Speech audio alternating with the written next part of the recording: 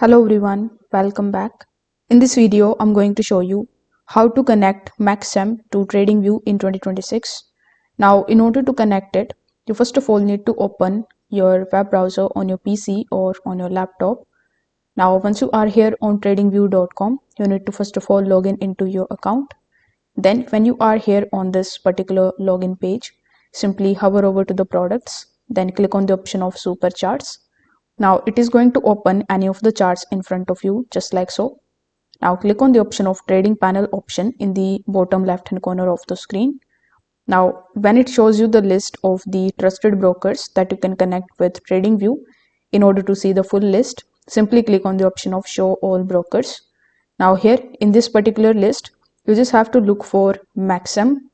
Now if you are not able to find it over here, you can just use the search bar on the top right hand corner of the screen. After that, you just have to simply type MEXEM. Now, as you can see, we have MEXEM available here. When you click on its icon, it will ask or it will show you this type of pop-up in front of you. So here, click on the option of connect. Now, it is going to redirect you on the login page of MEXEM.